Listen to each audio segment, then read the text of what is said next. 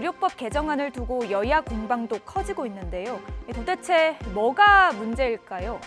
현재 의료법 제8조에 따르면 의사의 경우 마약 중독이나 정신질환 또는 특정 의료 관련 법률을 위반해 금고 이상의 형을 선고받는 경우에만 면허가 취소될 수 있습니다. 그러니까 살인이나 성폭행 같은 흉악한 강력 범죄를 저질러도 의사 면허는 유지되는 것인데요. 지난 2007년 경남 통영에서 수면 내시경 치료를 받으러 온 여성 환자들을 성폭행해 징역 7년을 선고받았던 의사는 현재 다른 지역에서 버젓이 병원을 운영하고 있는 것으로 알려졌습니다. 또 지난 2011년 서울에서 여성을 성폭행하고 위협을 가한 혐의로 징역 1년에 집행유예 2년을 선고받은 의사도 여전히 환자를 진료하는 것으로 드러났고요.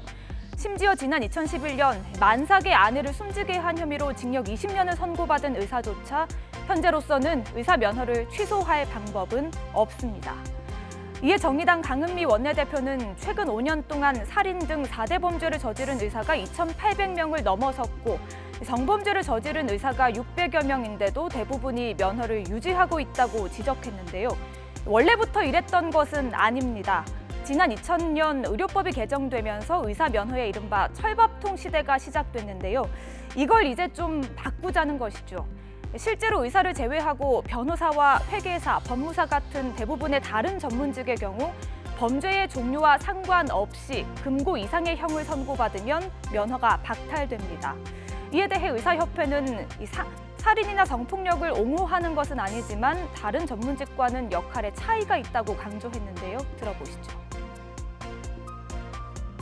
살인이나 성폭력 범죄 같은 이런 극악한 범죄를 저지른 의사는 당연히 어떤 의사가 동료로서 존중하겠습니까? 의사의 위법 행위는 이 의료 영역에서의 위법 행위라면 당연히 엄하게 처벌을 받습니다. 그런데 의료 외의 영역에 있는 경우에는 사례별로 이것이 의료인의 윤리에 어긋남이 있는지 또 의료 행위를 하는 데 있어서 이것이 마땅한 자격인지를 사실 따져서 구분해야 되는 그런 미묘한 문제가 있다는 것이고요.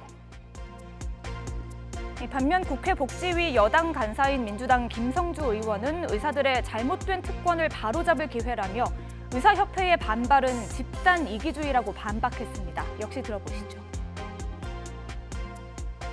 그러니까 여러 가지 의료의 특수성을 고려해서 더 지나치지도 않고 또 너무 또 좀 적지도 않은 그런 형평 입법을 했는데 유독 왜 의사협회만 반발한지 모르겠습니다. 지금 면허 취소 당한 그 5년간 현황을 보면요.